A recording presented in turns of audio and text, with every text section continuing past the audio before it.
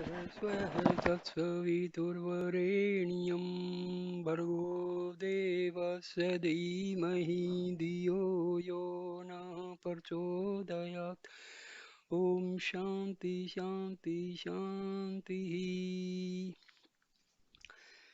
So, in this video, we will learn the practical means for intuitive knowledge or jnana. The greatness of Brahma Vidya or Brahma Jnana, that is self-knowledge, has been delineated in the previous chapter. Many people do not know the methods or means for this intuitive knowledge. Some have doubts regarding this fulfillment of this Brahma Vidya, that is Jnana, while others entertain non-belief or even indifference towards it. But there do exist some people who have full unflinching faith in attaining this self-knowledge or Brahmajnana here and now in this very lifespan. We will now deal with the question, what are the spiritual practices or disciplines for this self-knowledge? For the sake of those who wish to know sincerely the essential nature of Brahmajnana, for children, animals, and the common run of people, there is a natural means of cognitive knowledge that may be called Nasargika Pravritti Sadhana, that is instinct. Some of the functions or empirical dealings occur quite naturally. Children having taken their food in a drowsy state and having gone to sleep get up in the morning and ask for food, saying that I did not eat food yesterday night. This is a natural instinctive knowledge, just as we know or experience sound, touch, form, taste, and smell through our senses. Animals and other creatures too instinctively know or cognize. This is pratyaksha, that is perceptual knowledge of the form of percept, that is gained through the function of the senses. Although animals and creatures carry on their actions and bodily functions based on likes and dislikes as a result of this perceptual knowledge or sensations, they do not at all use reasoning faculty as man can. If a person who has the habit of giving food or some eatables to a dog puts out merely his empty hand, that dog thinks that that person is going to give it some food or eatable as usual.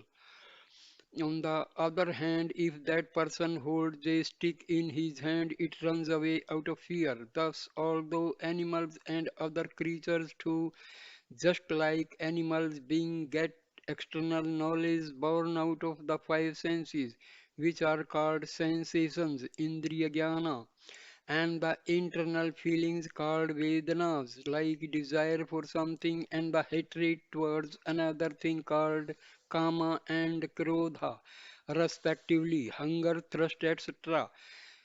That is, animals and creatures do not have the power or capacity of thinking by means of the mind in the manner. It must be like this, it cannot be like that, nor the power of intellectual conviction and judgment of the type. It is certainly like this and this alone.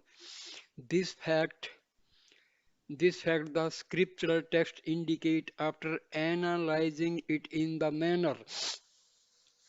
This is a shloka in Atriya Arnayaka, and the meaning is in trees and plants which possess only internal knowledge. Antar Samajana, that trees and plants which possess only internal knowledge. Atma, that is. The pure consciousness manifests to some extent, but he manifests to a greater extent or a greater degree, measure than in those insentient things, in movable creatures and animals. But in man alone, Atma, that is pure consciousness, is manifest fully and very clearly. In him consciousness or knowledge is manifest quite abundantly, and hence a human being understands or knows and talks, knows and sees, knows what will happen tomorrow, knows about other worlds by means which are empirical and mortal. He aspires to attain immortality But for the remaining creatures, hunger and thirst and such other instincts and natural bodily functions are knowledges. Thus, in man, the means of knowing instinctively, the knowledge born out of his senses, the faculty of knowing directly through his mind or intellect, and of gaining conceptual experiences like desire, kama, volition or willing, sankalpa, doubting, sansaya, dedication, shraddha, indifference, asardha, moral or craze or resoluteness, dhriti, irresoluteness, adharti, sense of shame, apamana, lajja, knowledge, jnana and fear, bhaya, etc. All these exist. Man specially possesses, in addition to the knowledge born out of the senses and the mind, the power of gathering together all those knowledges, correlate them, reason out, and deduce one particular knowledge from another. This latter kind of deductive, a priori knowledge, is called inferential knowledge or anuman paramjanya jnana, to wit, inferential knowledge born out of the valid means of reasoning and imagination. Man does not attain every kind of knowledge directly through perception via the senses alone. He is amassing the totality of his so-called knowledge by means of reasoning or inferential faculty bestowed upon his intellect buddhi to boot. In addition to this, the knowledge born out of the sentences found in the written text or scriptures or spoken words of his well-wishers, forefathers, etc., called Vakya Jnana, too is helpful to him in enriching his knowledge. One who is capable of communicating to us what he has understood or known through a particular kind of valid means and thereby can indicate and communicate that knowledge to us is called an apta, that is trustworthy person, confidente. From his statement too we can know the reality of a thing or phenomenon. For example, by the teaching of those people who have gone abroad and have known the people of a foreign country as well as various things of that country, we too can gain through imperceptibly the knowledge of those people and the things in that country. In turn, we too can communicate in the same manner to others what we have known through their statements. Anyway, it amounts to saying that in this manner, through the doorways of instinctive knowledge, senses, mind, intellect, reasoning, logic, trusted friends or well-wishers, statements, through all such ways we obtain the knowledge of objects or phenomena perceptible in our day-to-day empirical transactions or dealings. But the scriptures, Upanishads, are stating that Brahm Atma Jnana, that is the knowledge of the ultimate reality of Atma or the Self, is not in this sense or aspect any perceptual knowledge of any object or phenomenon of empirical mundane dealings.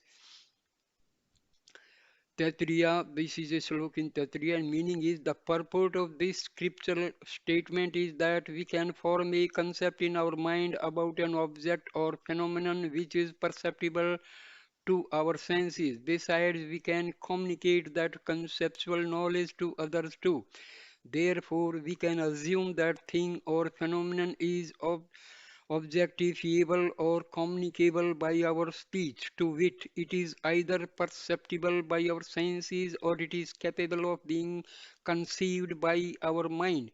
But the essential nature of bliss of Brahma, that is the ultimate reality, is not objectifiable by speech, which means it is not perceptible to our senses, nor is it conceived by our mind or intellect because it is beyond the ken of mental concepts, and is in truth the very essence of our being consciousness bliss. Thus, the scripture is also stating that one who cognizes that blissful nature or essence of Brahma or Atma does not fear anything whatsoever.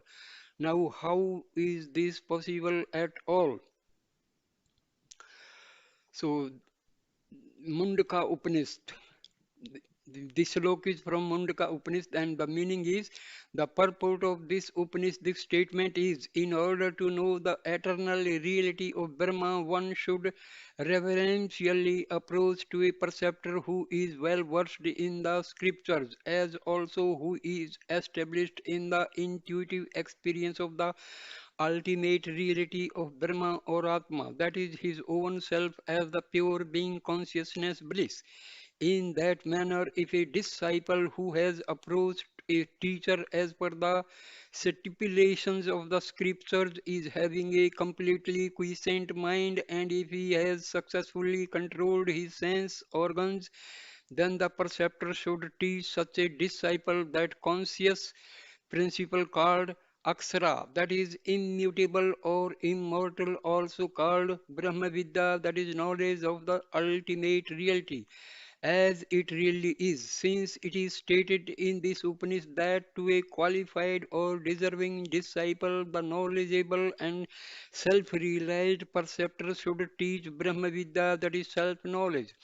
It amounts to saying that it is possible to teach or communicate this Vidya or knowledge of the ultimate reality by a Sadguru, that is self-realized preceptor.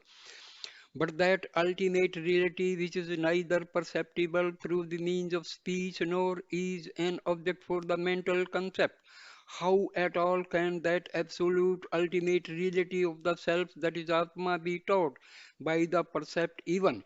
It is true that by the statement of a trustworthy elderly person or our confidante, we normally obtain the empirical knowledge of a thing or communicate or phenomenon, but even those trustworthy persons who can only teach or communicate to us that thing or phenomenon which is known by him through another valid means, that is pramana, namely apta, vakya or shabda, a true statement or expression of his own pratyaksha anubhava, that is direct and intimate experience. It being so, however much capable this perceptor may be, however much compassionate he may be, how can it be possible at all for even such a perceptor to teach or communicate the intuitive knowledge or experience of that absolute ultimate reality which is itself not graspable or is beyond all comprehension? The scripture itself is further stating that is a shloka in Rig Veda. It means who knows as to how and by whom this creation has been made. Who can at all answer that question? If Brahma is the cause of the world, then how can it be said that Brahma is beyond the ken of sensuous knowledge or percepts? Further, who can ever clearly know or understand as to what kind of a relationship, if at all there is any, exists between that incomprehensible cause of absolute reality of Brahma and its effect of the empirical world? Besides that entity which is not an object for speech at all, whoever can expound or express such a phenomenon? The scripture states the purport of this statement is that reality the eyes cannot contact, the speech cannot indicate, the mind too cannot comprehend. How at all can such a reality be cognized? How can that reality be taught? We do not know, we cannot divine. Thus, the scripture, which stressed over and over again that Brahma cannot be cognized through any valid empirical means of knowledge whatsoever, itself opines that meaning is one who has procured a highly qualified preceptor will cognize that reality. The Smriti Gita also suggests that saluting the preceptor and reverentially questioning him as well as serving him attain that knowledge of the reality of the self. The genuine seeker may get curious know as to how at all can a true percept teach or instruct about this ultimate or absolute reality. Now let us see as to what exactly the scriptures say with regard to the means by which we can cognize this reality of Brahma. This is a shloka in the Kathopanishad. The scriptural statement has been explained clearly by Sri Sankara Bhagavad Pada in his commentary in the manner, meaning before the intuitive knowledge of the type one and one non-dual reality alone really exists is attained, one should learn to cognize this reality by means of a mind that is influenced and enlightened by a perceptor, as also the traditional method of teaching agama alone. In his commentary on Bhagavad Gita, this same teacher has written Gita Bhasha 221. It purports to say that although one cannot by oneself independently know this reality with the help of scriptural instructions as well as the instructions of a worthy preceptor, and by getting his extroverted mind cleansed and enlightened by the spiritual practices or disciplines like Shama, control over the mind, Dhamma, control over the five senses, Uprati, introvertedness, etc. His mind gets qualified to cognize intuit the self, Atma. Idam Brahma ekaswaram aptavayam atamvaya nena tat asti iti. Meaning, this Brahma which is indivisible and is of one and the same essence is of ourself, that is Atma alone. There is nothing other than this reality. In this manner, one should cognize or intuit.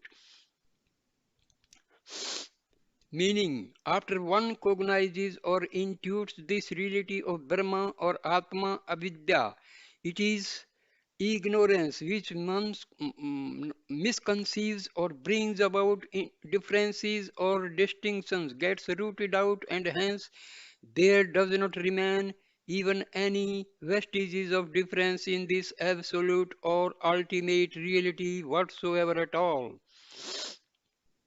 Another sloka meaning, but one who does not get rid of the cataract vision called avidya, that is ignorance, and thereby is seeing or perceiving as if in this non-dual reality of Brahma there exists difference, he will get death after death. The principal purport of this commentary is, although this ultimate reality of Brahma or Atma is incomprehensible to the unentitled people who are not realized. People, either through speech or mind, they can surely intuitively know it with the help of the statements or spiritual instructions of a well qualified perceptor. In this context, by the word acharya, that is perceptor, it is it is meant a spiritual teacher who knows or has understood the genuine purport of the scriptural text so as to be able to explain them and bring home their real essence to the mind of the uninitiated or an unenlightened common run of people. In fact, these teachers are capable of not only inculcating upon the minds of their disciples the importance and necessity of practicing strict or rigid spiritual disciplines as stipulated in the scriptural text, but also capable of inducing their disciples to practice them and get proficient in them. This capacity in them can be traced to their own intimate and direct experiences and their own proficiency in having achieved the objective and having got over all the various hurdles that are to be encountered on the path by a practitioner of these spiritual disciplines. Thus, it will become evident now that those persons alone who are able to comprehend, understand the real purport and essence of the scriptural statement signifying the ultimate reality of Brahma, and who, as a result of their having established themselves in this intuitive experience of the ultimate reality, are capable of enlightening those disciples who surrender unto them by their soul stirring teachings, are the genuine perceptors, acharyas.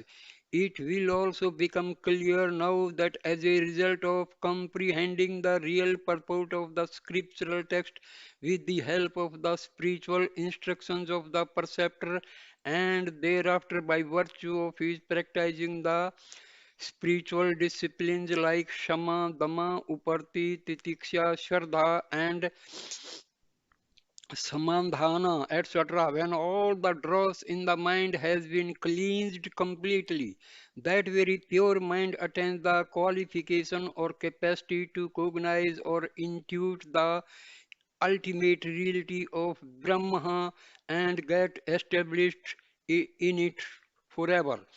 Before one intuits or cognizes this ultimate reality of Brahma, Atma, two kinds of differences or distinctions do exist, and they are one, the triputi of type of cognize, that is Paramatru, the means of cognition, Parmana, and the object of cognition, namely the ultimate reality of Brahma, Parmeya. Second, the world of duality, prapancha, full of various species of jivas or souls, various kinds of insentient object which we all are experiencing as external phenomenon. But when one cognizes or intuitively experiences the indivisible Brahma or Atma, there exists this non-dual unitary entity without any other thing or phenomenon second to it, and thereby it becomes a plenary experience of one and the same essence of pure being, ekatma pratya sama.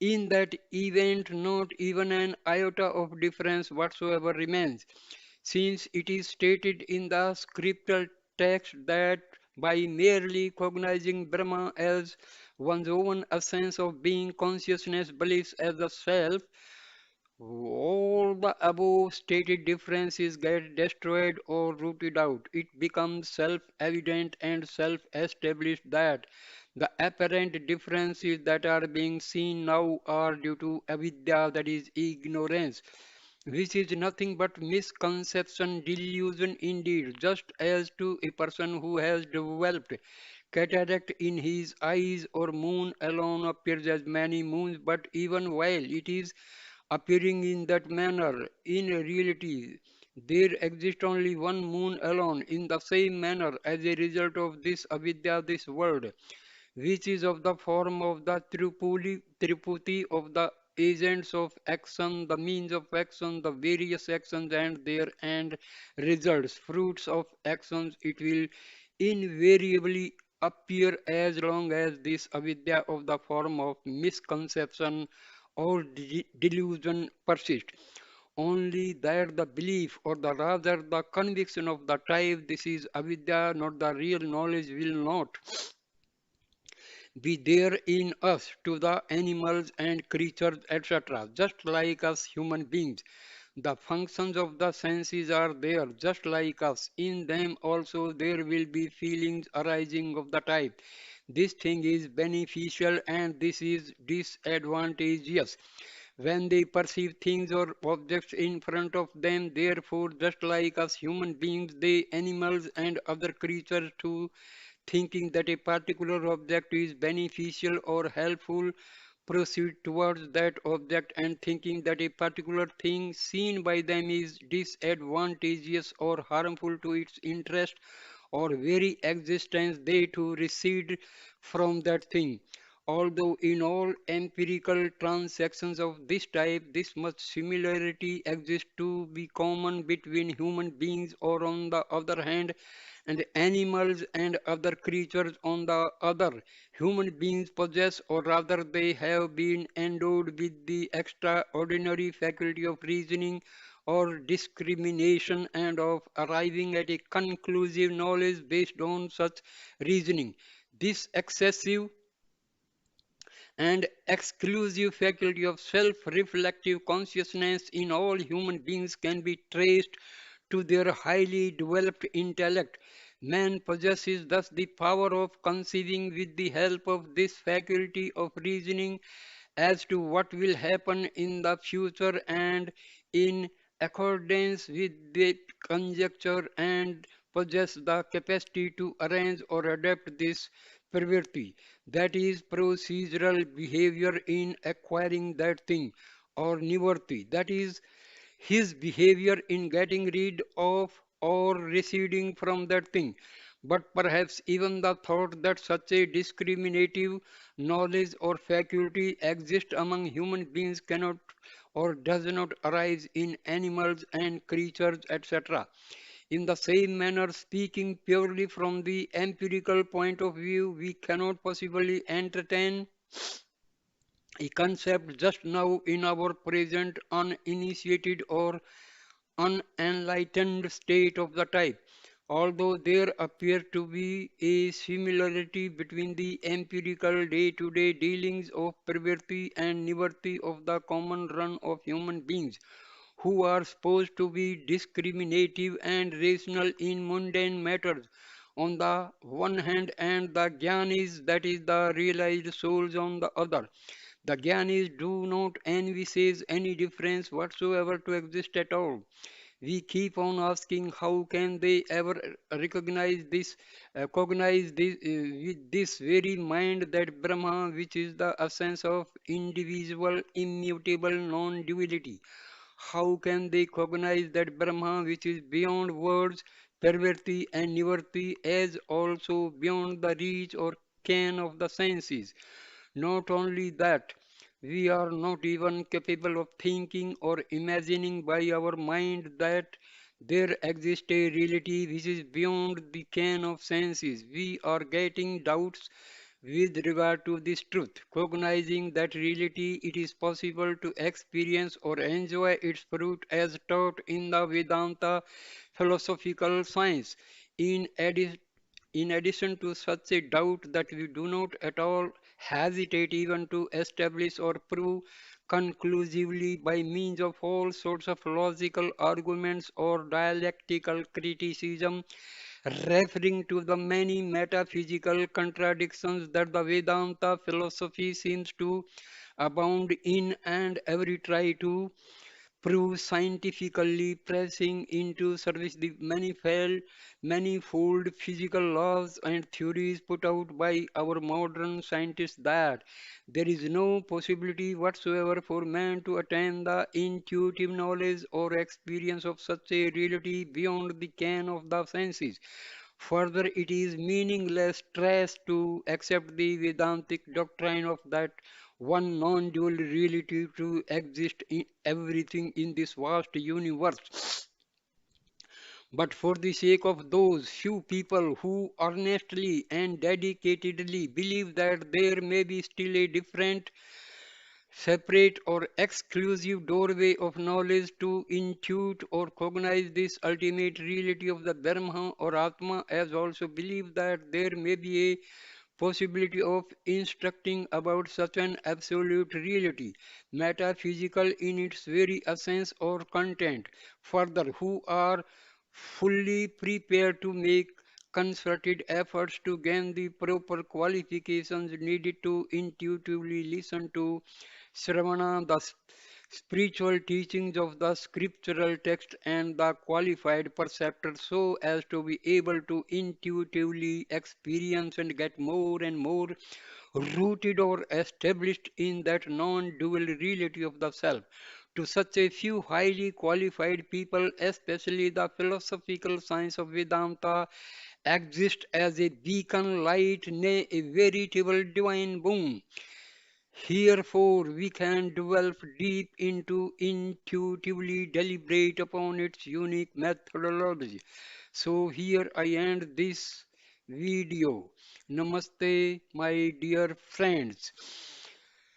Please subscribe my channel, like, comment, and share my video. Namaskar, namaskar, namaskar.